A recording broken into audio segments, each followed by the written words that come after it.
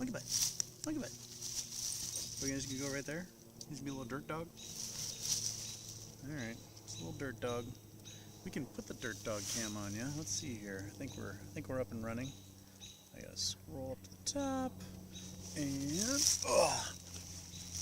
alright.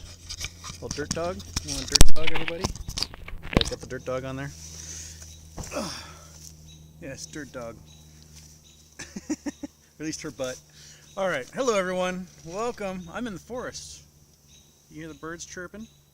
And I couldn't quite get as far as the gigantic big leaf maple that's a nurse log tree, but I can sort of turn the camera here and you can see just how big that sucker is. It's hiding behind this kind of there's a little cedar here, and there's just this giant. It goes up and up and up. It's pretty big in there. Let's get back to Houston and the ferns, though. Fern Houston. Want about there? About there? Perfect. So, hi, welcome. Yeah, the world's collapsing. We've got the market shitting the bed. We've got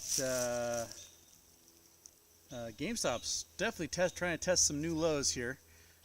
So I mean, it really can't go below 1570 because of their $2.7 billion in assets and $4 billion cash on hand makes their market cap a minimum of $6.7 billion. So that'd be insane to try and push it lower than that. Yeah, the VIX is flying. Inverse ETFs are going like crazy right now. Looks like the Magnificent Seven, the 7 tech stocks that have been keeping the SPY afloat are. There's a DOJ investigation into Nvidia over antitrust violations and some of their bookkeeping, which is what we kept up on for the last 6-7 months, 8 months. When was we learned about January? About how they are basically Enron 2.0ing. Japanese banks are toast. They may do a giant sell-off of U.S. Treasuries, which would collapse basically everything. Yeah, we're in some weird times right now. That is for sure. So let's see here. Sorry, I gotta make sure I check my levels and make sure the microphone's working. Okay, microphone's working. We're good.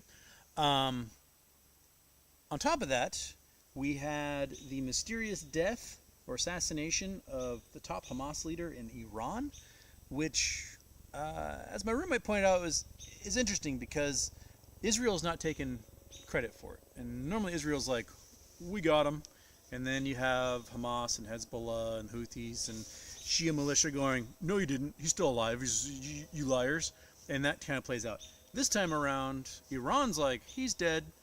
All the other little satellite organizations are like, he's dead, and Israel is not taking credit for it.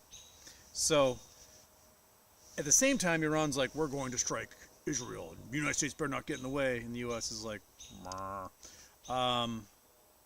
so yeah, things are definitely going to explode all over the place.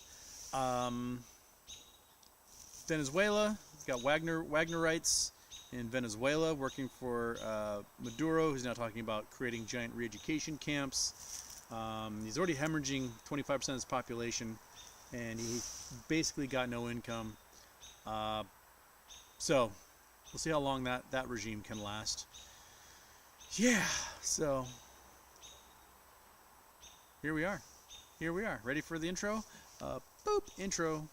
I don't know, dancing bears and hula hoops, and then fireworks, and an airplane crashing into a mountain. There we go. That's our intro for today. Okay, so what's on your minds? What is on your minds? I forgot. Do I have the? Oh, looks like Latinum was first and did not announce they were first. That's where we are. So when's Susan Trimbath coming on? I need to confer with her. She was talking about end of August, right? So we're in August, so now I should probably confer with her and find out a date for her to come on. Episode 500 is coming up. I still had to record that thing for Alexander. Oh my God, I cannot believe I keep forgetting that. He reminds me anytime I am nowhere near my computer, he's like, "Hey, got that thing for me yet?" I'm like, "Ah, yes." When I go back to my computer, and then I go back to my computer, and I don't remember. Anyway, yeah, we'll get Suzanne here hopefully by the end of the month. Owen Saunders, evening, pal. BBYQ versus RC. How's that lawsuit going? Also, much love. How's your lawsuit going? Lawsuits. Don't worry about mine. But BBYQ versus RC is interesting. It's another pro se person suing Ryan Cohen for 16B. So it's just like it's like the Todd and Judith case without lawyers this time. So the plan man's looking to take it over, and it will probably get dismissed just like the Judith and Todd case. So that's the article from Bloomberg makes it seem much scarier than it really is, but it's literally them taking over for somebody who's already suing. So yeah. The Bratya case got updates today on Twitter and from some people who are in the courtroom live, and they basically sounded like that case is toast too. The Bratya got absolutely destroyed in cross-examination, and it appears like they got nothing. So that case is probably gone. Yeah, just need to wrap everything up. Give us a whole bunch of money before the market completely shits the bed so that we can reinvest and never have to worry about anything ever again, at least monetarily. There's probably other things we can worry about, but if it comes to money, well, we can just sit in our forest all day, enjoy our forest. Is oh my god doing nub? Wall Street losers keep moving the goalposts again. Plan man, Apollo plant? I don't think the plan man's Apollo plant. I think the plan man's just doing what the plan man has to do, and he doesn't necessarily know anything about the reorganization side of it. And so he's just like, I gotta claw back what I can claw back, and that's all he focuses on. He is a Terminator machine that can't be reasoned with. Jason Blackwell, Houston. My wife yelled at me today. She asked me to buy 6 cans of Sprite. I actually picked 7 up. It was a good meme you had though that you posted today. It's been a while. I hadn't seen any memes from you in a while. How's it going? I like that one. 64. Oh, for fuck's sake. Indeed. Rose Moon, Houston. Currently studying for my RBT competency assessment for the certification exam. Wish me luck. RBT competency assessment. What the hell is an RBT competency assessment? RBT competency assessment. Nope. Come on, give it to me.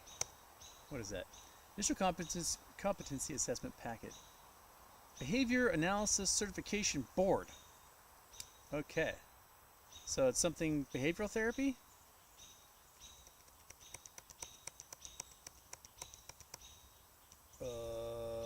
40-hour training, RBT. What, tell me what RBT meaning. Registered Behavior Technician. Paraprofessional works in the field of applied behavioral analysis. RBTs are certified in behavior analysis, a scientific approach that studies environmental factors that influence behaviors. They work with clients to develop skills and behaviors that can improve their lives, often by reducing maladaptive behaviors like tantrums, biting, self-injurious behaviors. RBTs work under the supervision of a certified therapist, such as board-certified behavior analysis and board-certified assistant behavioral analysis. Okay, so you're going to make sure people don't act like little monsters. Got it. Well, best of luck. Best of luck, Rosemoon. Snurtler, Houston. Is Intel now a crypto coin? What the fuck?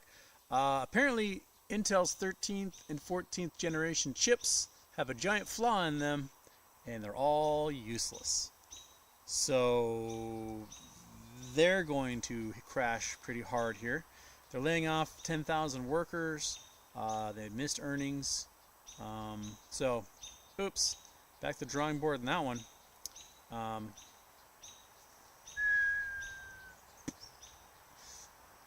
Fabrizio's plopping. Belgian whale.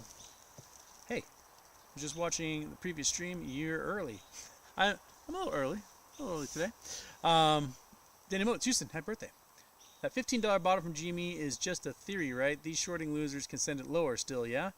They can't really, like, because the company can easily just be like, I'm turning into cash right now and disperse, and everyone gets $15 and whatever cents, 15.67 or whatever.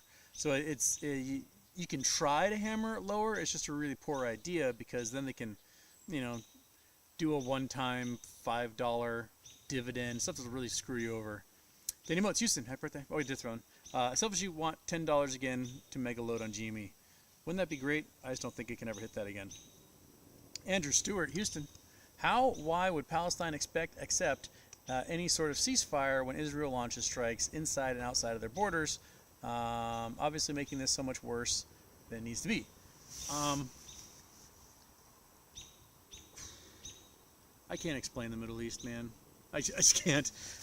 It is becoming so complicated to figure out who's aligned with whom, where the allegiances are.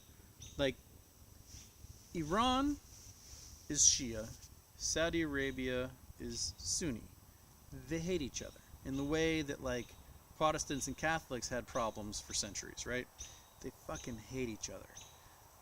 At the same time, you have Israel that exists, which displaced a population of Arabs, Palestinians, and so everyone that borders them got influx of refugees, and they're like, we're gonna murder you, and they tried, and they got their asses kicked several times. Also, these Arab nations all over the world, kicked out their Jews. There were Jewish people living in these nations since before there were Muslims, right? Looking at Morocco, Algeria, Tunisia, Egypt, Yemen, Iran, like, all these nations had Jewish communities inside of them, and they got kicked out after World War II and sent to go live in Israel, and that displaced even more Palestinians. And then these Arab nations got angry that the Palestinians were being displaced, and they won war, right? So the Palestinians are living in refugee camps because they aren't being allowed into, Egypt. They aren't being allowed anymore into Jordan. They're not being allowed anymore into Saudi Arabia, etc. And their life sucks. They are basically giant open air prisons in Gaza. But now you get to the future, the present day, I guess, and Saudi Arabia hates Iran more than it now hates the Jews in Israel. So Saudi Arabia and Israel are now buddies because they both hate Iran together.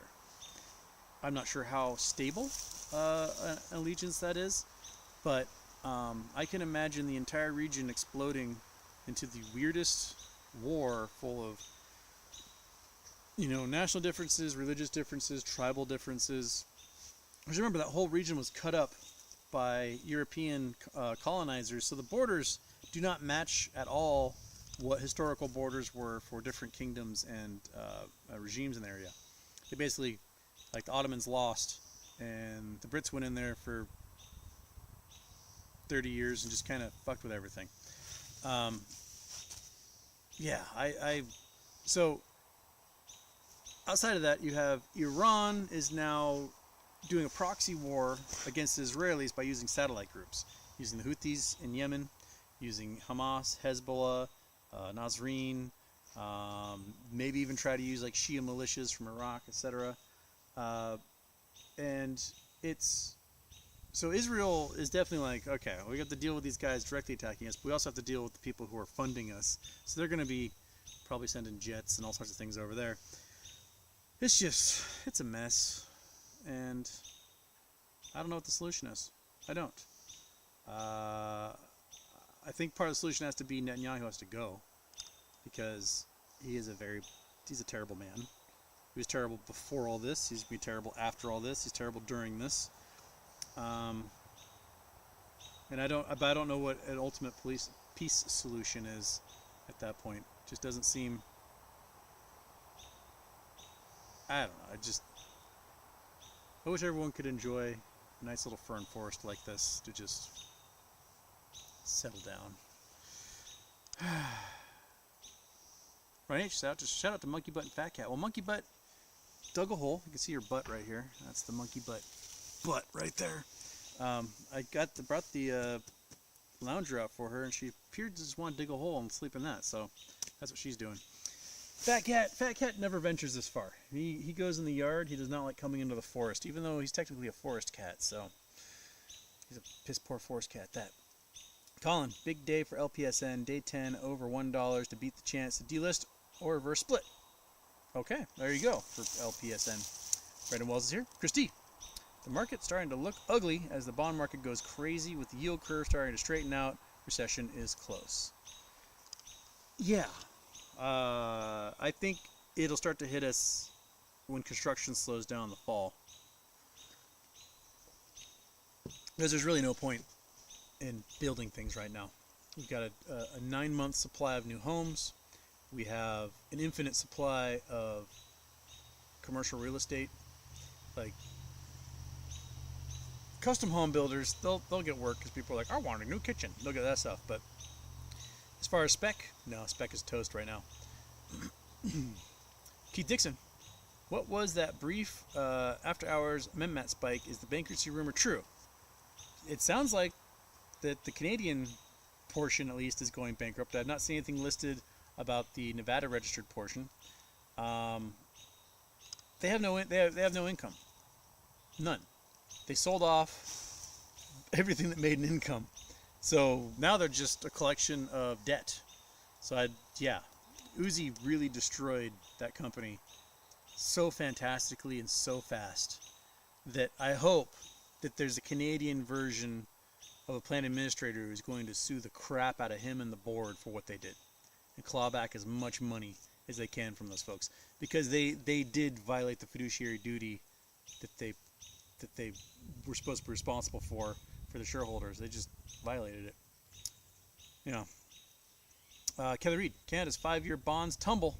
Real estate starting to feel the cracks. USA unemployment rising. Lord, it's coming. Or has it begun?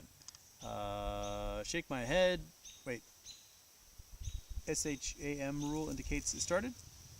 SAM rule? Oh, SAM rule, because of the unemployment rising 5.5%. Yes, it seems like. Kelly Reed, so are we Roaring Kitties meme calendar, flames, fire sale, explosion, crash? Possibly.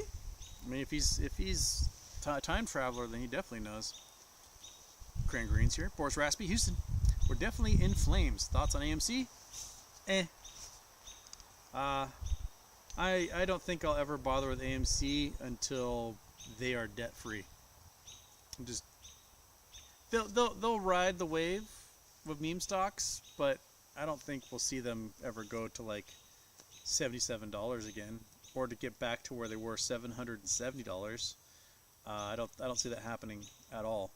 If Adam Aaron was smart, which I don't think he is, but if he was smart, he would let it rip and rip big and then dilute. Because you let the price get high enough, you'll need to dilute that many shares to pay off your debt.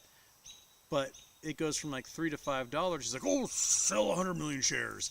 And just, it's going to take forever that way, buddy. Just go. Just go. Just let the price rip and then sell a few shares. Andrew Stewart, Houston. Can you talk about Bertha getting stuck and what it meant in Seattle? Bertha was the largest earth boring machine ever constructed. And so about 2007? That's when they started the tunnel project. 2006, somewhere in there. Basically, we had this huge viaduct that went along the waterfront in downtown Seattle. It was loud, it was dangerous, it was going to collapse in a decent-sized earthquake. It was old, and it had to go. And looking at things like what happened in the Embarcadero when they took down that elevated highway in San Francisco, it's just so nice to just get rid of that thing and have it be quiet. And what they did in Boston with the Big Dig, putting everything underground, opened up that entire area of the city for parks and construction, all sorts of things. So that sort of became like the call. Like, let's get rid of this death trap that's loud and annoying and gross and drippy and everything else, and we'll dig a big tunnel. Well, in America, We don't have national construction companies that like just translate tax dollars into projects. We have a bidding process. So bids came in. They selected these construction companies to do the work, and in order to build the tunnel they wanted, which was it's an 8-lane tunnel, so it's 60 feet across with 2 levels inside of it to fit those 8 lanes. And to do that, they had to build the biggest special purpose built digger tunnel boring machine ever built, which is Big Bertha. And she came from, I think, Japan is who built it. And we had to like put on a big ship and sailed across the ocean and stuff. And Bertha started a project, and she's just eating through things. It's a really cool machine. As it bored, the back end of it would put these concrete tiles and lock them in place as it's boring, and then concrete tiles and lock it in place, and it bore and concrete tiles. So it built the entire like structure of the tunnel while it was boring. And then one day Bertha went and got all stuck. So Seattle, before it was a city, was a settlement. As most places are, you have, settlers come in, have farms, have sawmills, whatever. And at some point, someone had drilled a well, coated in iron pipe, and 150 years ago, whatever. And they had all these interns look at maps of where wells were, where construction was, all this stuff. And so as they're planning, like, okay, we're gonna bore the tunnel in this path, what's in our way? And apparently an intern was like, "Excuse me, boss, it looks like there's a metal pipe here." And they're like, "Stupid intern, shut the fuck up." And then Bertha hits this pipe, and it grinds to a halt.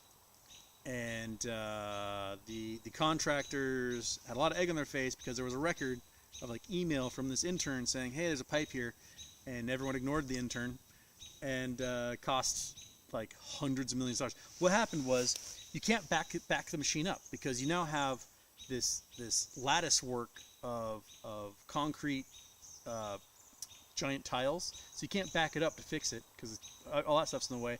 So they had to dig this like 250-foot hole down from the surface so that they could then unwrap the pipe, fix the grinding blades at the front, and then it can go on its way again. And so it was delayed years and years. And so the construction cost ballooned from like $1 billion to $4 billion. It just was bonkers. So eventually they fixed it. Bertha kept digging, and Bertha, when she was digging, she hauled ass. So it didn't take too much longer for her to like spit out the other side, and another year of like building the decks inside of the tunnel, and then she's open. So now there's a 2.5 mile tunnel under downtown Seattle that carries a huge flow of traffic through the city, and the waterfront is beautiful and quiet, and they're just getting all the little park space constructed, and the aquarium has expanded into area that had been viaduct. It's pretty neat. And the viaduct was like the largest homeless shelter in the entire city because everyone put their tents under it, and now they're everywhere. As a result, that's story for another day. But yeah, that was Bertha. What it meant for Seattle was everyone just going, ugh. That's pretty much it. Ford, ZZ9, hi Bertha Houston. Where do you see us in this GME and BBY play? Could this maggot BS be part of this? You mean MAGA, probably? I don't know what Ryan Cohen's hoping to achieve with all the MAGA stuff. I can't begin to think what's going through his head. And he's definitely trolling in some way or form. I can't attest just how serious the trolling is. Is it like, is he really MAGA, or is he just like, I can't tell, because he's a dude who tweets poop emojis and stuff, and never really opens up. So you really don't have any real idea of what's really motivating in the background. I see BBBY wrapping up real soon, especially if the Bratya case gets tossed. And I didn't even know about this other pro se one that the Plan Man's now trying to take over for. But it's got to. every day we're closer. I personally would have thought we'd been done like 6 months ago with the way things are moving, but court stuff just slows everything down. That's for sure. MacroTurf. RC sued again. Is it just an endless trust me bro molasses tomorrow until Ken's kids stop suing? Pretty much. Yeah. Fabrizio, should I push and see what happens? Yes. Belgian well. Okay, I'm done. You can start now. We're almost to the show. Where am I? There you go. Chris Taylor. Happy Black Friday or not? It might be. Chris Taylor, all 165 shares of MMAT are gone from the portfolio as of 9:35 a.m. today, so at least I have some write-offs. Yeah. Fucking Uzi, man. That guy's just such a piece of shit. Peachy Sunday. Oh, Cooked Capo's here. Andrew VH is here. Okay. Peachy Sunday. Happy birthday, Houston. Just sent you dono receipt on Reddit. Enjoy the beautiful outdoor... Oh, I forgot to do the raffle thing. Okay. I got so concerned. I had to set up... Doing the forest. I totally forgot to do the donor thing. The raffle. Oh crap. Well, I'm set up for the forest now at least, so now I can focus on getting the donor numbers into a spreadsheet, and we can do a random number generator at some point and have ourselves a raffle for 50-cent wish. Michael Mystery also sent me a box. I haven't opened it yet. It apparently has a whole bunch of gifts that we can give away perhaps for show 500. They're all wrapped, and so I don't know what's in them. He did say he provided a cheat sheet so I can find out what's in them, or I can ignore the cheat sheet. So we'll see what I decide to do with that. But show 500 is coming. I need to get that stupid recording to Alexander, and it's just things I have to do, and I just didn't do them. I was trying to get my room rented. Talked to a lady today. She was pretty cool. Okay. Data reminder, switch to live chat. Oh yeah, I got to switch to live chat. That's right. Boom. I've probably already missed people's chats as a result of not being on live chat.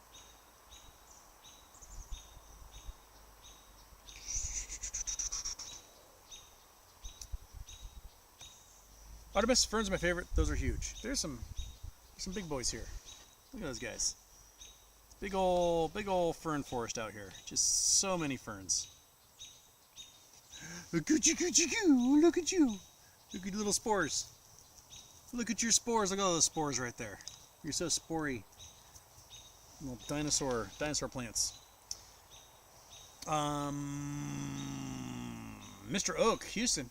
Haven't been on in a bit, but could you explain why NOLabs has dipped so much? Is it shorting? Well, they did an at-the-market offering to raise, I can't remember how many millions, raise like $8 million or something. So it's going to dip because they're releasing shares in the market. But I do think that the shorts are trying to hammer them. We've seen them actively do it. There's that White Diamond Research group. It's like a dude in his mom's house. That released a short and distort report. And so there are active shorters in it for sure. But they're on the New York Stock Exchange, so as long as their market cap remains above a certain level, they're fine. And I have a feeling that they are going to be filing for FDA approval probably before the end of the year.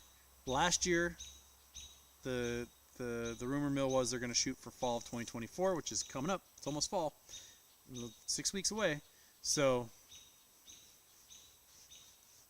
if they apply for FDA approval, they're going to get FDA approval. They've basically demonstrated that enough with independent clinical research that the FDA is going to have to go stamp, and then they're ready to go. Then they collect that insurance money, get it to everybody who has untreatable diabetes out there, and then they're making money. But until then, well, we wait. Right, monkey? Little ground dog. GST Pyro. Well, shit, Houston. If the world's ending, I'm playing Highway to Hell for when it happens. Hope y'all been brushing up on your Fallout skills. Indeed, I probably should dig a bunker out here while I'm out here. I can just live in the tree well underneath the giant tree. That should work. Billy Mack, how do you explain climate change is real to someone who claims they did research and historical data does not support it, and 3 millimeter a year ocean rise is nothing, and hurricane history is same? Okay. 3.3 millimeters a year doesn't seem like much, right? Because it's 25 millimeters is an inch. So it takes about 8 years to raise sea level an inch at current sea level rise. Like, okay, 8 years, an inch, whatever, it doesn't matter much. Okay, 30 years ago, sea level was rising at about 1.4 millimeters a year. So even less than that, right? About less than half of what it is today. And now we're at 3.3. So if you start to look at it as a logarithmic scale, or even an exponential scale, you will see that if it's going up 250% in 30 years, what's 250% of 3.3 millimeters? That means in 30 years, the sea levels could be rising at 8 millimeters a year, which then means every 3 years we're raising an inch, right? And that starts to get noticeable. We've already raised about 10 inches in the last 100 years on sea level since early 19th century. Sea level's gone up about 10 inches so far, which means high tide marks for a lot of cities means the water's in the city. Just look at Venice, look at Norfolk, Virginia, look at Miami, right?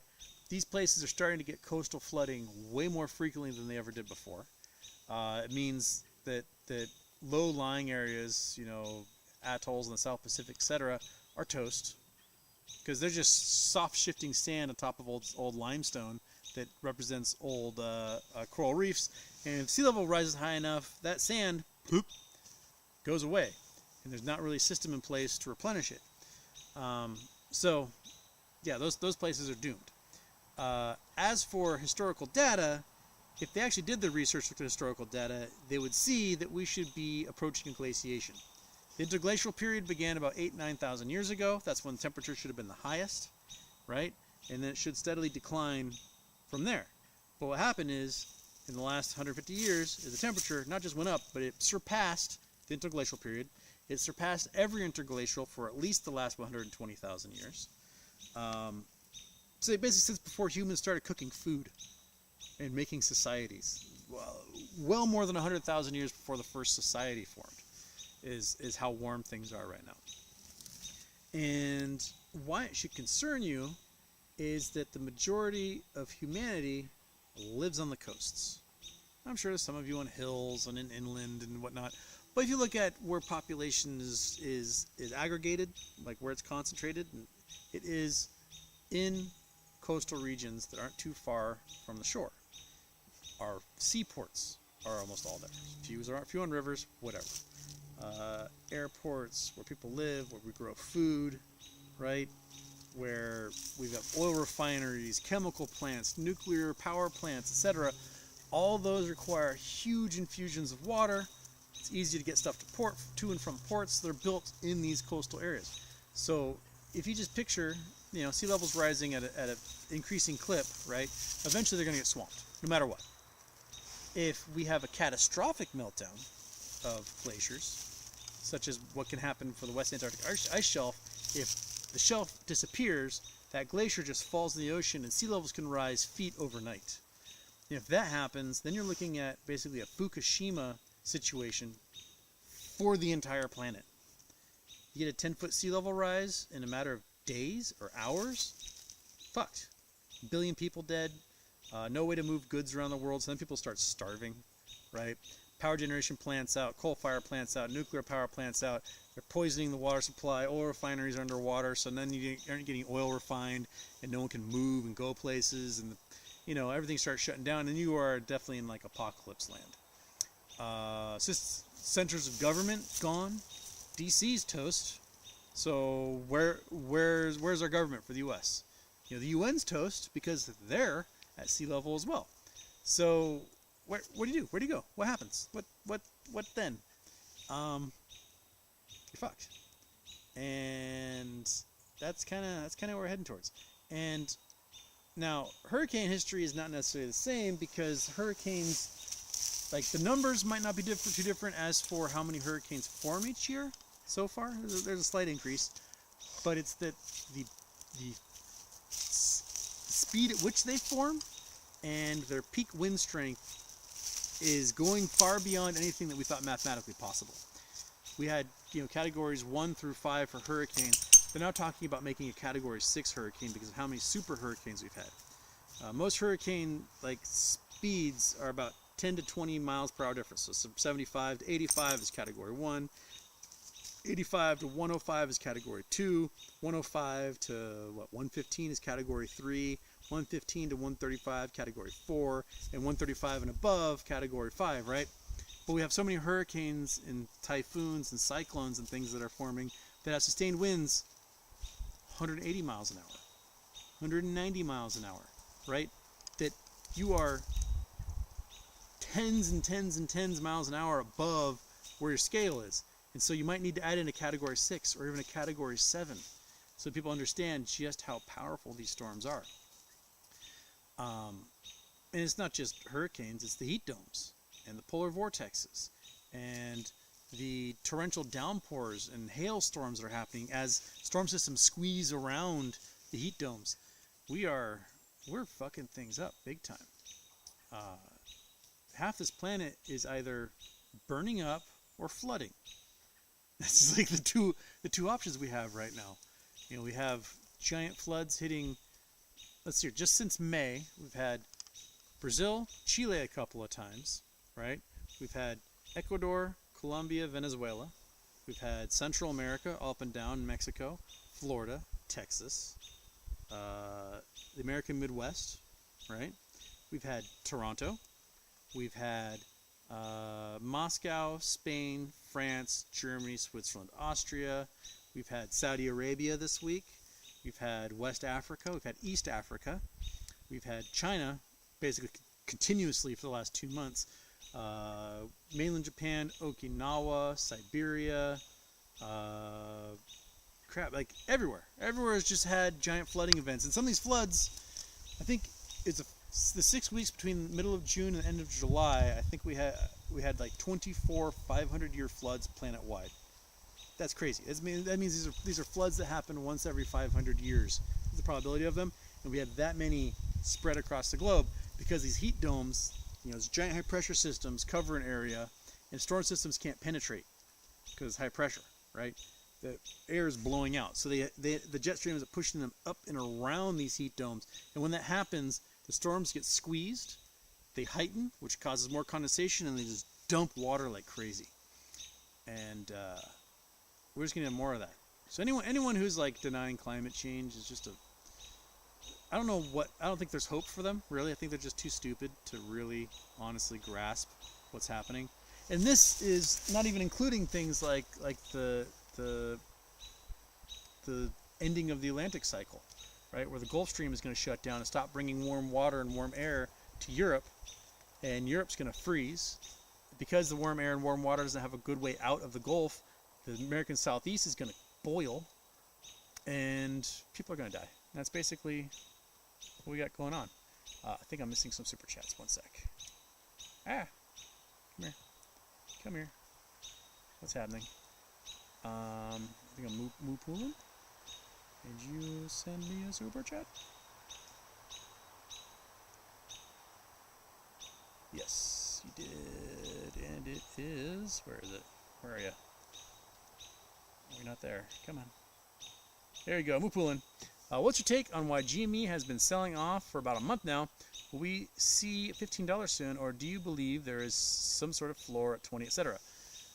Well, there's definitely a hard floor at 15 and change, just because of the assets and cash on hand that GameStop has. Where the floor of support might be, I can't tell you that, but might be around $20, simply because options are getting really cheap right now.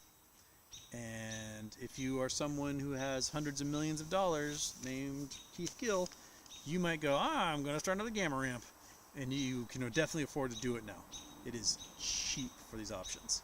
So, I think, and I'm very terrible at these, is that the eyes looking to the side is trading sideways. I think that's what he meant with that.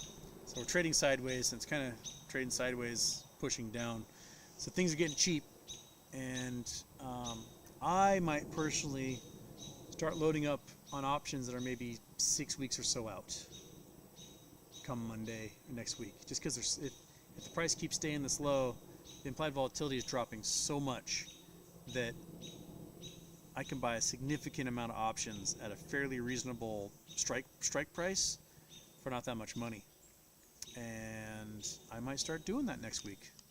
Look for something for end of September, beginning of October, maybe middle of September, maybe September monthlies, and load up at, say, $25 to $30 and just get as many of them as I possibly can with each paycheck. I might start doing that. I'm not sure what Keith Gill's gonna have going on, but if we are definitely in flames right now and the explosion is coming, then might as well, right? DJ gifted membership to Turkish guy membership. Well, thank you, DJ.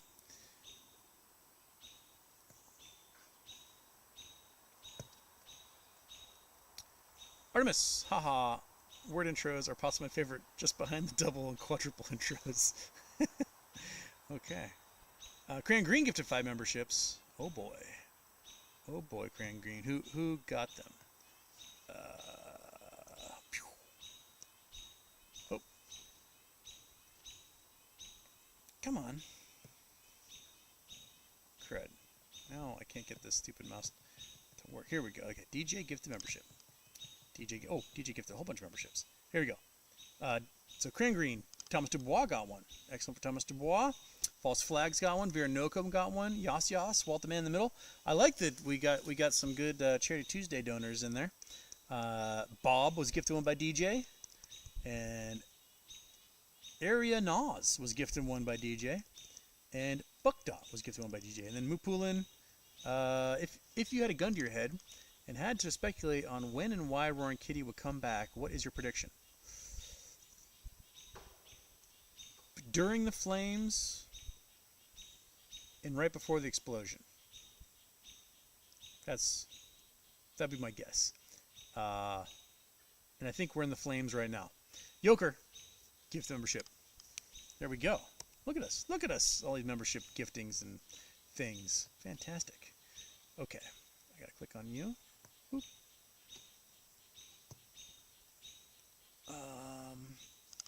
Galenus Houston, have you ever read the Neuromancer series of So Thoughts? I have not read the Neuromancer series, so I don't know what that is.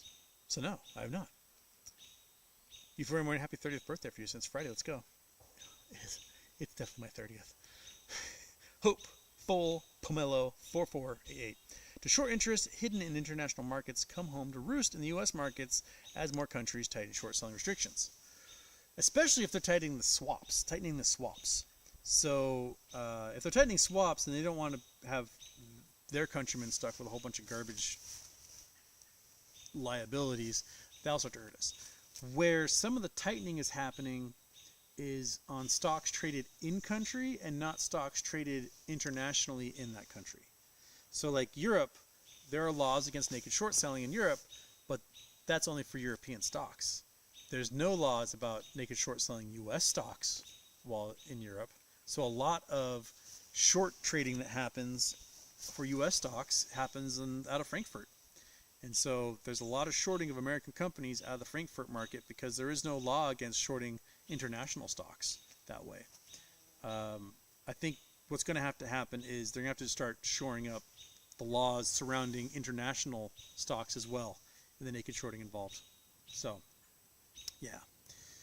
Ace Ventura, lots of butterflies in my yard today. As good a sign as any. Snort Alert, the stream looks like an LSD trip. Are you on LSD, Snort Alert? Michael David, very low audio. I know, I'm on a laptop. You're just going to have to deal with the low audio, I'm sorry. And then if you're listening at home, you have to deal with the really loud commercials that probably happen. So I'm also sorry about that. Mupulin, throw another one up here. Can you please explain JTB's current theory on Ryan Cohen making a deal with JP Morgan to buy Baby? I have not read that yet, so I can't. Did that get tweeted out today? It was such a big news day, I don't think I was able to get to even half the news that came out today. Because the market was just all day long, and the panics, and I was reading all that stuff. I'm trying to keep up with what was happening with the court hearing in the Bratya case. And yeah, I don't think I had a chance to read anything from Jake regarding a theory of Ryan Cohen making a deal with JP Morgan to buy Baby. Not a clue. If I were to theorize, that would be we pay off the ABL, you guys get lost, and then I buy, something like that.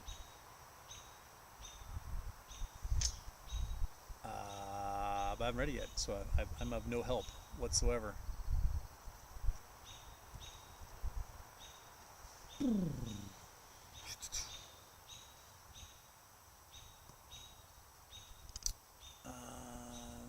Ace Ventura, some fear and loathing shit. Before morning, Houston. Referring to your love of goat curry, my girlfriend also loves it. Do you have any recipes or recommendations? Yet to try myself. P.S. Say hello to Tara, Cheese Pal. Hello, Tara. I was given a recipe. I don't remember what it is. From a Jamaican viewer years ago. He sent me a package with all the fixins. Seasoned the chicken, made the whole curry broth, kind of added a couple of things in there like pineapple chunks and stuff that I like.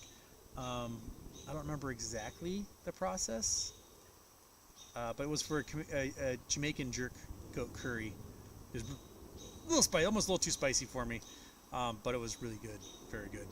I still have a lot of the ingredients left. Maybe I should do a show where I make it again. We'll have to do that. But I love me some goat curry. I love curry in general. Every nation has a curry that is delicious. Haitian, Jamaican, Indian, Thai, right? Japanese curries, amazing. Just slurp. But if I find it, we'll make it. Keegan Murphy, nice forest, Houston. Happy birthday. It is a very nice forest. It's very lovely back here. That bird won't shut the fuck up, though. It's been doing the same "someone have sex with me" sound for hours. Snort alert. Julius, you have to try LSD once in your life to understand. Yes, I'm sober. Just once. That's all. And then your brain will never work again. N9. I love the outdoor streams, Houston. But you're so low on volume, no matter how loud I put you. Got to get some sort of mic figured out. I'm sorry, I apologize. I don't know how else to make this thing louder. Maybe if we'll do some experiments, right? Let's experiment and see if I can do audio, mic auxiliary. I click you, right? And I do properties. Now, to look at the chat, see who in the chat is saying this is better or worse. Okay, advance. Device. If I do this guy, do you have any difference? You hear any difference there? Is that working? Did anything change whatsoever? What happened? Anything? Anything at all? Did that work? I don't know. I'm not seeing anything in the chat saying it changed at all. I can try. Same. Okay, that's the same. And does anything change? Do you see anything changing in that? Did that do anything at all? Looks like the levels are a little higher on that one. Okay, before morning says Houston, you're loud and clear. Better. Okay. All right. Look at that. Okay, all right, there we go. There, all right. That seemed to do it. There's like 4 microphones all say default, and I don't know. It's a laptop, so how many microphones could possibly be in a laptop? All right, so there we go. We got that. All right, cool. Cool. Oh, Happy Dog. What's up, dude? Yeah, did you do some stuff? Dog stuff? Yeah? Wanna come up here? Come on. Hey, up here. Come on. Come on. Nope. Up here. Come on. Here, you go back in your hole. Alright, fine, whatever. Go in your hole, you holy little dog. Just showing butt off to everyone there, monkey. Okay. Where? Okay, that's the little audio, which I hope we fixed. Ryan Drake says, would love to hear your broad thoughts on how AI will affect markets, workforce, economy in the next few decades. Do you think it would predict ups and downs? At the moment, I think the models we're using for AI run into a problem of incest.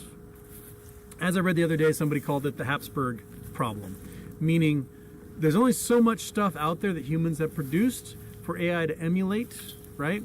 The AI runs out of material it can read, and starts to read itself, which then causes a feedback cycle, which then destroys the AI, and they have to start all over again. So I think iterations of AI have about a 9-month lifespan before they start to go and there's some problems there. Now, there's some analytical AI that I think will be handy, using to recognize patterns, using it to recognize things like cancers years ahead of the human eye can do, and stuff like that.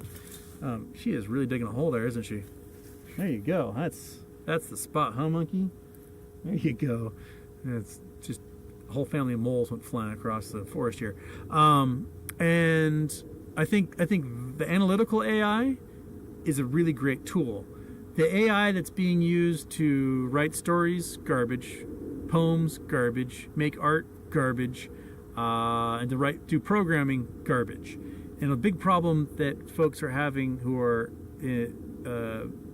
like software engineers is their bosses want them to use AI because they're spending a fortune on these AI programs to help them write the software. So then they tell AI, make a software to do this sort of file, or batch file, or this line of code.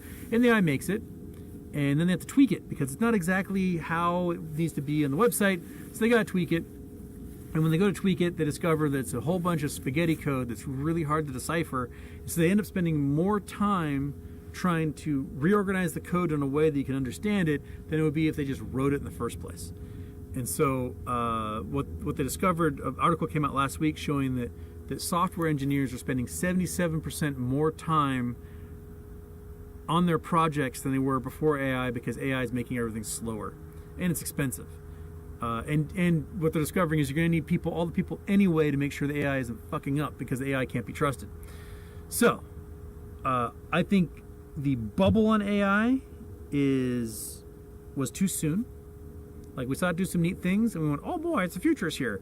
And then now we're discovering that it doesn't have very many practical uses for most jobs out there. One way I think it's going to be handy outside of the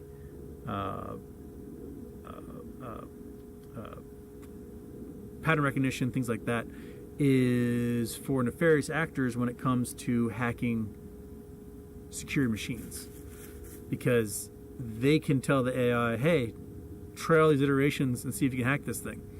And if they have their own AI box that doesn't have any margins on it to fence it in, make sure it doesn't do illegal things, the AI can be as creative as possible and emulate every single type of hacking attack possible to crack machines, crack passwords, emails, secure transmissions, all sorts of stuff. So I think nefarious actors are going to have a heyday with this thing, especially if they ever manage to get AI to utilize quantum computing. Then we're just toast. All of your Bitcoin wallets are hacked, they're gone, they're done, you're done. But yeah, that's where we are now. I think we basically took a children's toy and thought we could make it into business, and we're discovering that mostly it's a children's toy right now. Okay, Mupulin, I think, had another one. Did you? Mupulin, is a market crash more likely before or after the election? How are the banks looking now compared to last election cycle? Well, the last crash was right before an election, right? The 2008 crash, that was before an election. The 2020 crash, although it was caused by a giant pandemic, was also in the months leading up to an election. So I don't think if the market shits the bed, I don't think there's anything sitting president can do about it. You just go, well, that happened, and you have to go from there. So that, I think, is what's going to happen. If the market craps, it craps, and there's really nothing much you can do about that. How are the banks looking now compared to last election cycle? Judging from the sheer drop of banking stocks today, not good. And from the fact that, Deutsche Bank basically said, hey, we've got $1 trillion in commercial real estate we need to dump on somebody else. Well, that's not going to be good either. We had that building in the Hudson Yards that was in 2006 was a $325 million building and just sold for $8 million yesterday. So there's a lot that's going to be coming up this year as banks really start to have to write down this crap and acknowledge just how much they're doomed. So here we are, right, monkey? Little dirt dog. Little dirt dog. Okay, let's scroll back up. Okay, that is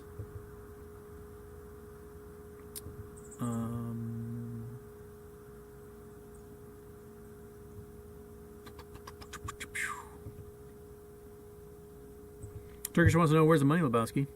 Not getting good vibes about when we're getting equity or if we ever getting it.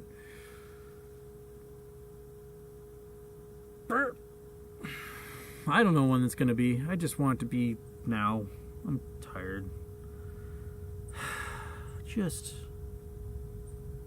let us have a win. Just let us have one big cycle of GameStop running free. That's all I ask. Don't sell equity. Don't sell shares into the market. Just let it run for once. Just let it run one time. Just one time. That's all I need. And then I'll never bother you again. Colin, watched the movie Gold last night, and now I want to become a degenerate prospector. Want to join Houston? Degenerate prospecting is a lot of fun. I've never seen the movie Gold though, so I'll check that one out. Alex Bishop, Adam Aaron is just another Uzi, but moving really slowly. Seems kind of like it. Belgian Whale John Berta posts a lot of stupid shit on Twitter. What a MAGA dude. I mean, business dudes are MAGA dudes in general. They just are, because they think no taxes means I'm rich. I'm rich means I can buy more stuff. And that's how their brains work. Lucas Speed.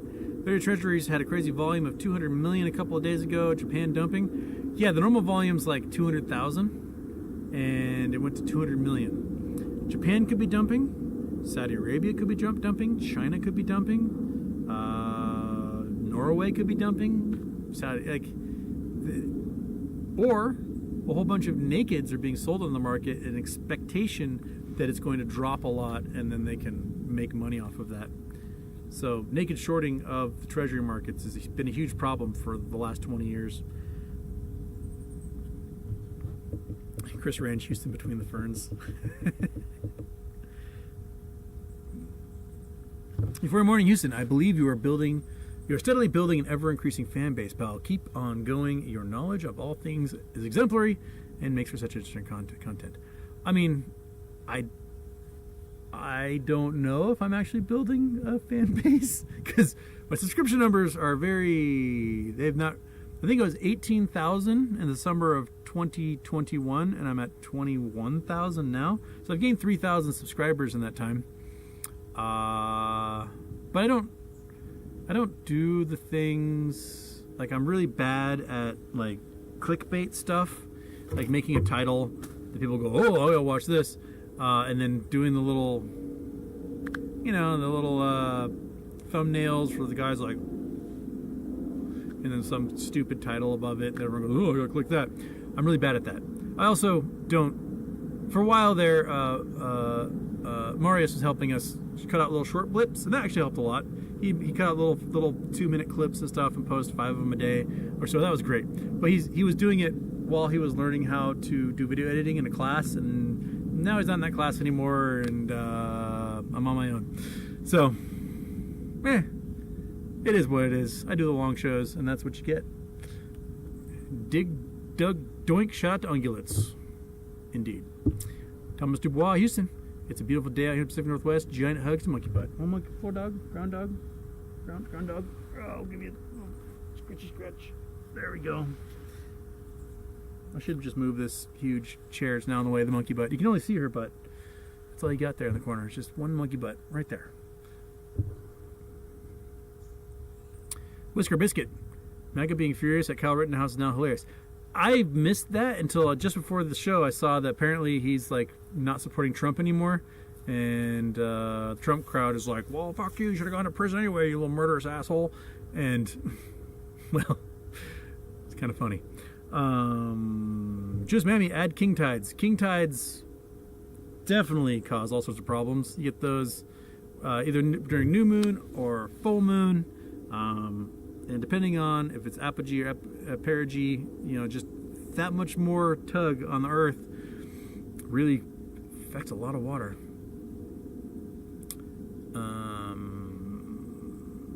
Hopeful Pomelo 4488 says Neuromancer is one of his favorite books. Reread it often. Well, that's as good a recommendation as anything. Dig Dug Doink, wish I was at the coast today. It's too hot today. It is actually kind of lovely. We had a lot of marine layer earlier, but now the blue sky has opened up. The sun is on my face, cracking through the canopy of the trees here. And that bird finally shut up, so that's great. Maybe a squirrel's like, shut up, and ate it. So here we are. Milo Hecht, not to mention economic cost of climate change. Economic cost of climate change is going to be gigantic. I don't even know how many trillions of dollars of damage have happened so far. But I mean, half of China has flooded and destroyed things. Straight up. We have crazy powerful storms hitting weird places at weird times. Like Santiago, Chile had huge fires last year, had flooding, and now just had a giant windstorm hit them last night. Everything is just getting more to the extreme one way or the other, and we need a lot healthier between those extremes to be more often, and the extremes are becoming the norm, and that's not good.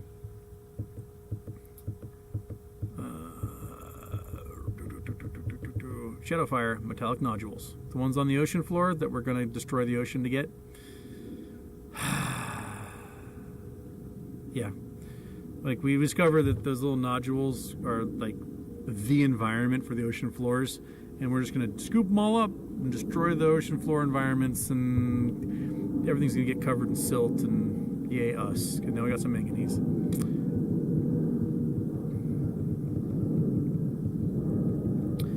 Okay. People brand that bird is a mental problem. Can't think of a good reason to go on and on like that. That bird wanted to get sex so bad. It's probably having sex finally right now. Some other bird was like, fine, I'll take one for the team. And then went and they're making baby birds. Jay, are we talking GameStop? We can, if you tell me what you want to talk about. Yeah.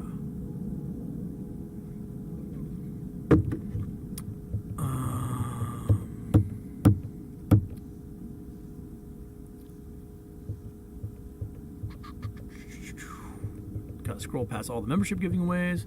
Jay, why won't RC stop posting Trump shit? Also, he took down his pronouns from X. Yeah. I mean, I really do think that when it's all done, we'll look back at all the things he did and go, oh, that makes sense. But until then, it just looks tacky? What other term I should use? I mean, tacky, not the right word. Disappointing? I mean, if you're a MAGA person, you love it. You're like, yeah, hell yeah, brother. But the half of the population isn't, and they go, ew. Which is why I think he talked about a year ago about like, hey, CEOs and companies, don't pick a side. Just do your job. And all of a sudden it looks as though he's picking a side. And I mean, I've gotten so many messages from people who are completely turned off by it, and are like, I just want this thing over so I can get out, and I don't have to support this guy anymore. But you know, on the other side, there's people who are super excited now. They're like, yes, Trump is a part of this, and Trump is not a part of GameStop or BBBY or anything else. Trump is desperately trying to keep his head above water. In a little more than 6 weeks, maybe about 7 weeks, he faces sentencing in New York, and I think he's going to get jail time. I really do. I think he may get contempt and immediately remanded to jail, and as a result, might be missing the rest of the election, which dooms him for all of his other cases. Because the federal cases where he could supposedly pardon himself, he would not be able to pardon himself if he loses the election. So he's desperately trying to keep his head above water. And then he made a giant ass of himself yesterday at the Association of Black Journalists. And just, I don't know if you saw that interview. That's not how you do it. It's not how you do it, man. You smile, you play nice. Even if you are a racist piece of crap, you don't show that you're a racist piece of crap in a room like that. You pretend like you aren't, and he couldn't even do that. Yeah, just ugh.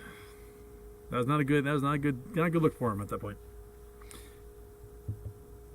Groovenicks have been buying puts on the way down for GME, doing good.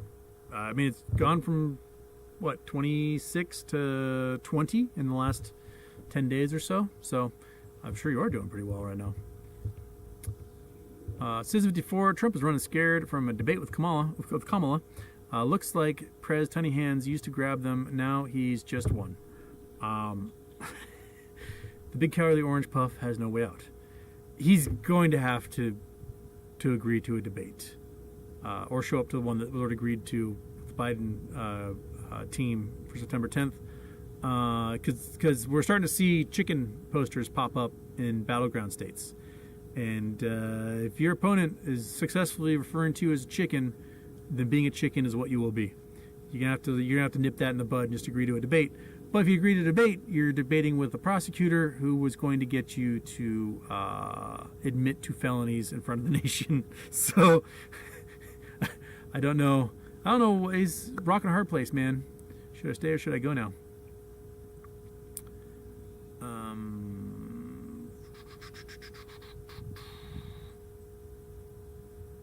G-Font, you should check on Grandpa Barney before show 500. I should reach out to Grandpa Barney, see how he's doing. SS Minnow Double Janssen, well, this is going to be stupid. Houston, how do you square the fact you don't believe in AC with using AC in your car? What? It's not that I don't believe in AC, it's that I don't have AC. There's a big difference there. Being in the Northwest, no one has AC. And the AC in my car is actually broken. Well, the AC isn't broken. It's the climate control that I need to replace in the car because it's stuck on like 90 degrees. And so if you try to turn it to any other temperature, it's like, nope, 90. So the air conditioner doesn't actually turn on. But I've got a convertible, so I just put the top down, and I'm literally cool. I'm cool, and I'm cool. DJ Houston, I'd recommend a Rode clip on microphone for your outdoor streams. Crystal clear audio. Okay. Beef Cheesy Goodness puts on index for most stocks. GME, I guess, but I won't short GME, my first stock. No way. Well, puts on index funds, but calls on inverse index funds seem to be a thing. The VIX went woohoo, and the QQQ went woohoo. So those guys are running. Jay says Caribbean curry is amazing. Indeed. Chris Taylor, Baja curry chicken all day for the win. I've never... Bahan. Oh, Bahan. As in like... Yeah. Bahama. I've never had Bahan curry chicken. I don't know if it's different, how different it is from other Caribbean curries, but...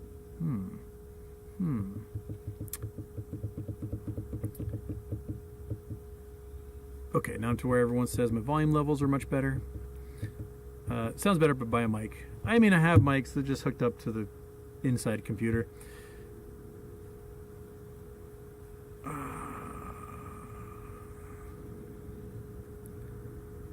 Reader Brand, we do this extra stream. You just switch mic source. Yes, I don't know why there's multiple sources for mics. I know there's a microphone on the monkey butt camera, so we're not doing that one. And then for some reason, there's like 3 microphones in this computer alone, and I don't understand it at all. Yell out, bingo!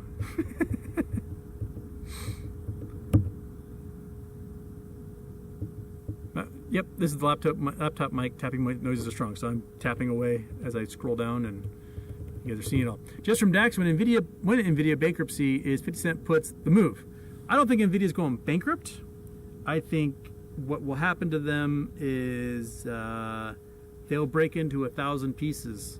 But they still have huge investment from the U.S. government for creating chip factories all over the U.S.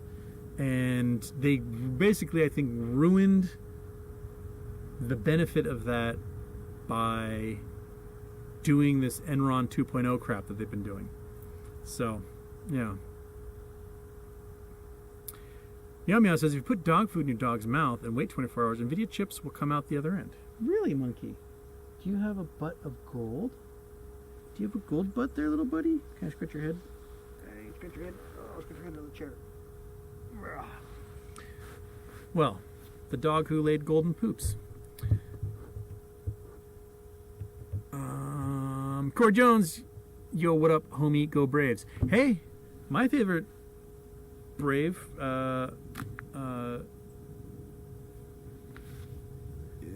Richie is J.R. Richie is back throwing again. So he's pitched, I think, 5 games so far. He's just getting, he had Tommy John, so he's just getting back in the motion of things. He's had a couple of good games, a couple where he got blown out, but hey, he'll be on the Braves soon. Probably next 2 years, I bet he'll get the call up. Okay.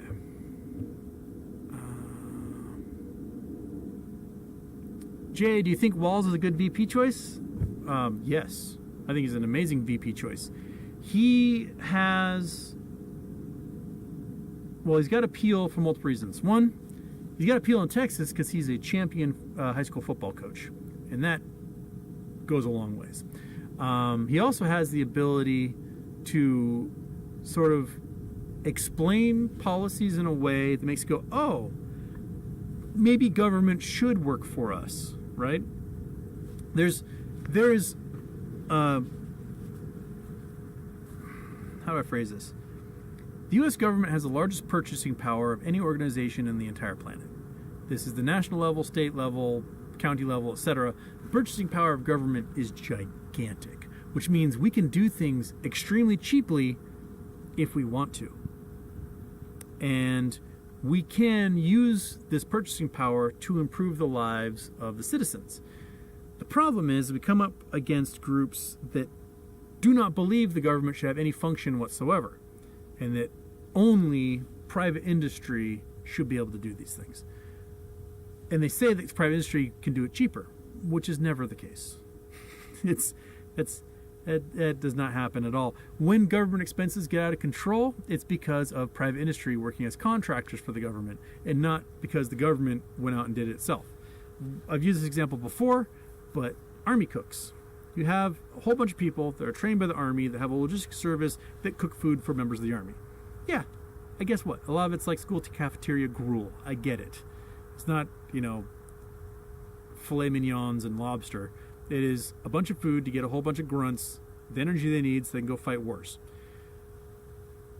The privatization of war that resulted from Iraq and Afghanistan during the Bush administration meant things got freakishly expensive, so that we stopped using Army cooks to feed the Army and started contracting out to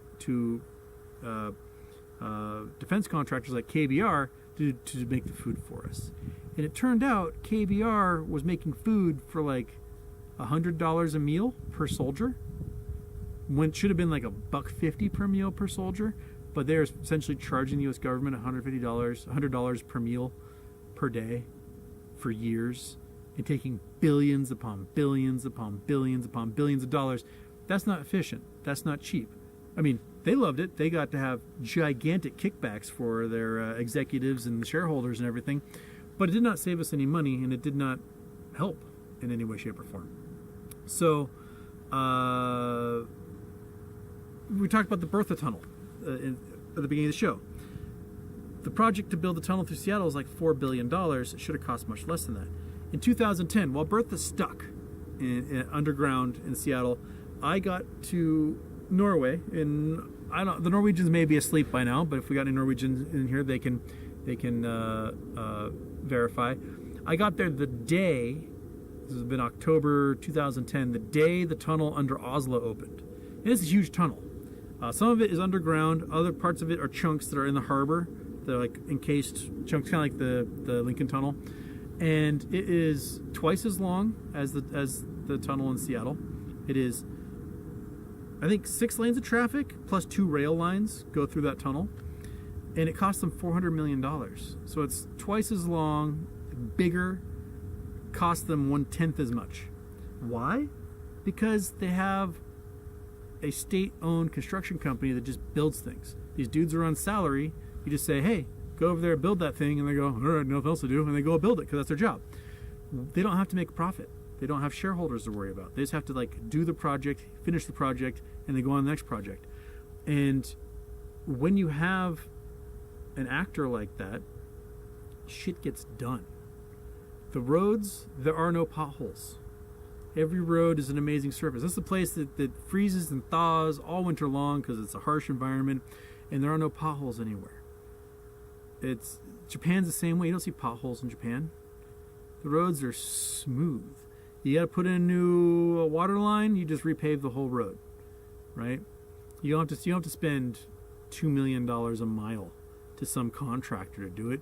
You've got 6 guys that are on salary. You own the asphalt machine. You go out there and just pave it. Done. Poof.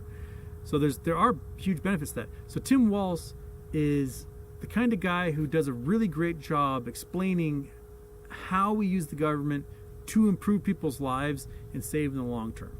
So a great example is when he made school lunches free for students in Minnesota, right? We hear these stories about delinquent lunch, payments, and students having huge fines and whatnot. These kids are poor. Their families don't have any money. They just feed them. They might be the only real meal they get all day long, and we're already just paying for their education. So just fucking feed them. Who cares?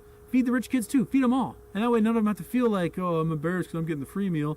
No, you just fucking feed them, and you make sure they get fed through the summer too, right? Because you have kids who get healthy nutrition, they get food every day. Then they don't have to worry about the problems that come with malnutrition, the behavioral problems, the health problems. Just fucking feed them. Done. So easy. And it saves you on security costs, on prison costs, on all sorts of stuff in the future. We could easily have free public transportation all over this country if we didn't spend all the money we do on enforcement. The overtime in New York for police officers making sure people aren't skipping the turnstiles is over $200 million a year, and they catch less than $200,000 a year in turnstile skippers. Not only that, if you just didn't pay those cops to have to do that and you made everything free, you'd save money. People pay in to the New York subway system less than what they're paying the cops to police the New York subway system. So you may as well just make it free and save money, and then people can move about the city, and you actually improve the economy, because an economy is defined by the movement of people, goods, capital, and information. And if you are not moving those things, you're creating barriers to moving those things, you are hindering your economy. So just let people use public transportation. Pay for public transportation and let them use it, and it will pay for itself in the long run. So Walz does a pretty good job explaining these things in such ways, and showing people that you can see government as someone who's there to help you and not someone who's there to obstruct you or hurt you or whatever. and I think it'd be a solid choice. And he's a football coach. He's a tough guy. He's a manly man. He goes hunting. He does that stuff. So it makes it hard for people to be like, Democrats just a bunch of pussies with purple hair and earrings. And it's like, well, that guy shoots guns and he coaches football. So what's your point? I feeling it's going to be Shapiro though, because they say she's going to be making her announcement in Pennsylvania, which tells me it's going to be Shapiro. Shapiro he's all right, but he's too much of a corporate Democrat for my taste. He's not strong with unions. I think Bashir and Walz are way stronger with unions. But Pennsylvania's a swing state, and Shapiro will be fine, I guess. I'm not too excited about him, but he'll be fine.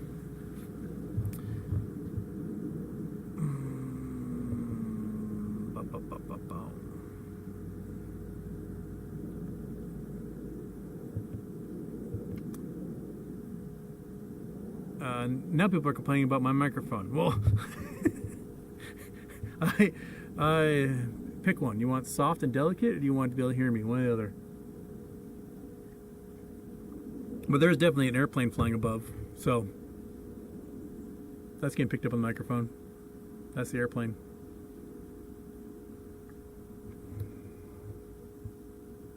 PB Brand software engineers spending 77% more time working on fixing AI spaghetti. That's job security. There you go. UBS is suing Bank of America, and Buffett is exiting the board. Buffett is dumping Bank of America right now. He had 19 million shares. I don't know how many, if he's got anything left at this point. Yeah.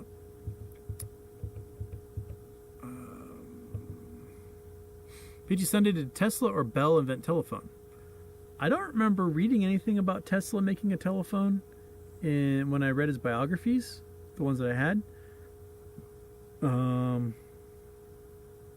There's a lot of things Tesla invented that other people capitalized on later because he never published anything. And he never bothered having factories build it, and then his own research building would burn down from his experiments. He'd go meh, and then never try to redo his experiments. So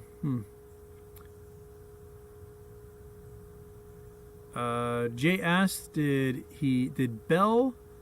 Oh, sorry, I'm reading two things at the same time. Did Ryan Cohen kill Game Informer because the staff got mad at his shift posting? I know Game Informer's dead as of this week. I don't know if he killed it for those reasons or if because people don't read magazines anymore. But having something like Game Informer is great because it's an industry mag for the industry that you're in that people trusted. So I don't know why else unless it just cost you just hey, the benefit does not equal out the cost here. But if you have the opportunity to make the industry standard magazine and for the industry that you're in, then you can definitely funnel people towards your store to buy things. To me, it's kind of like when Sears got rid of the Sears catalog right before the .com bubble, and then Amazon bought up all the logistics people from Sears. Just pivot, man. Just go one more year with the catalog and then pivot, and all of a sudden there is no Amazon. We're still buying everything from Sears still. Grassy Lawn, MMTLP, you haven't covered in a long time. I talk about it when people ask about it, but right now there's nothing too sexy. They are redoing their 10K filings. They have one more they have to do, and then I think they're going to file for the S1 again to do the S1 to do the spinoff for Nuco, which I think was probably going to be a crypto blockchain based stock. So they just got to redo the 10Ks, and then they can file the S1 again. Dig Dug Doink, favorite gold movie? Motherlode. I've never seen Motherlode either. Jay, I'm watching you because Marantz won't stop talking shit. Yeah, I don't like Marantz. I think he's just an asshole. Jay, Rittenhouse turned around and loves Trump again. Well, I think he saw what side of his bread was buttered, so, you know, he's back at it, I guess.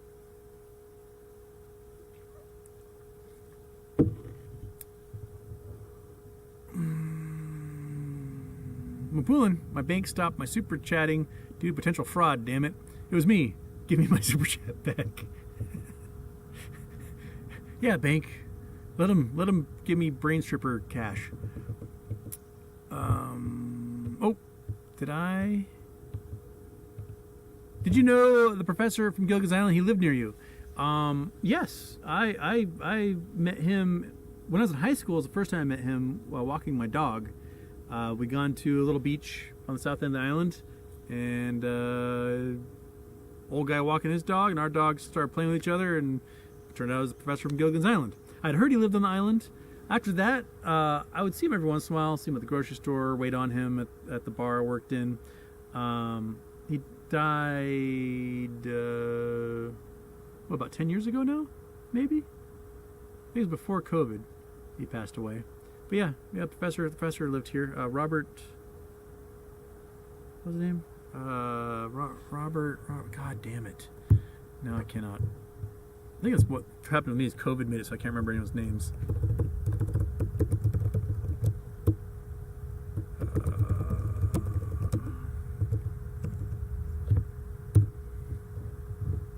Russell Johnson. There we go. Russell Johnson. What do I think? Robert. Russell Johnson. But yeah. Russell Johnson lived on the island. Also, the lady who was the inspiration for Gidget, the surfer, the female surfer. They made all the Gidget movies. The original Gidget was a school teacher here on the island, and one of the ladies from Greece is also she's a kindergarten teacher at one of the schools on the island.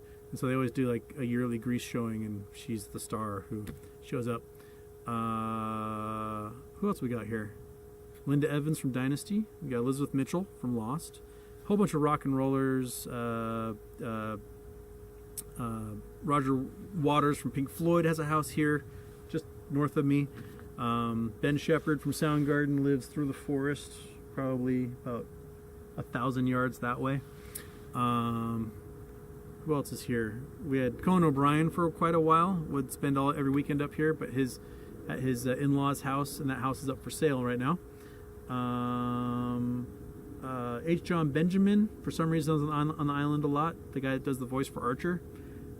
Julia Louis-Dreyfus, who, if I had a time machine, oh man, Julia Louis-Dreyfus would be like who I would marry. She's on the island for some reason a lot. I don't know if she has a house here or not, but I see her around. At least pre-COVID, I saw her at restaurants and things quite a bit. Who else is out here? There's probably a whole bunch I don't know. Brad Pitt and Jennifer Aniston bought a house called Treasure Island.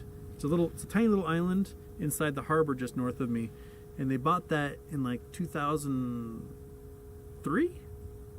And we're building a house. We're going to move here, and that's when Brad Pitt filmed Mr. and Mrs. Smith, and then all of a sudden was not with Jennifer Aniston anymore, and was with Angelina Jolie. And I saw them. I went to go see opening night of Fahrenheit 9/11. It was at the little movie theater here on the island, and they were in front of me in a giant Hummer, like a big silver Hummer, and they got the parking spot right in front of me. I had to park further away, and ended up sitting like 2 rows in front of me at the movie theater for that screening. That was interesting. People were like, "Oh my God, it's Brad Pitt and Jennifer Aniston! Oh my God!" And yeah. So I'm sure there's others I'm just not thinking of right now. There's people like from here, like Chris Kattan from Saturday Night Live, graduated from here. Dove Cameron, she's from the island. Chloe Hosterman's real name. Porn star Tori Black, she's from the island.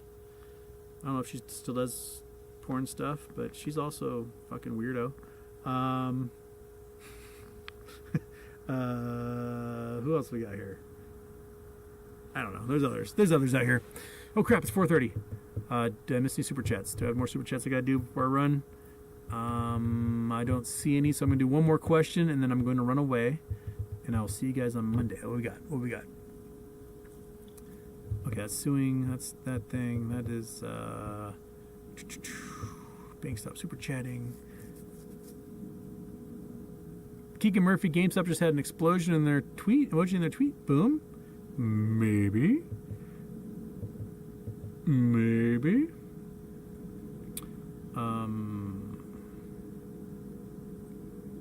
MS preach use in the food many of these kids eat causes ADHD and more. I suggest there's a CBS News piece. You can search for it on Google. Search CBS News French school lunches. It's from maybe 10 years ago. It will blow your mind as to how school lunches can be for kids. And they do it cheaper. It's better food. Each school has like a trained chef who's in charge, who's at the market every morning buying fresh fish and escargot and everything else. And they're amazing. I highly recommend, like, watch this. It's like a little 10-minute news piece from CBS News from about 10 years ago. CBS News French school lunches. And watch that after I click doink. So outro time.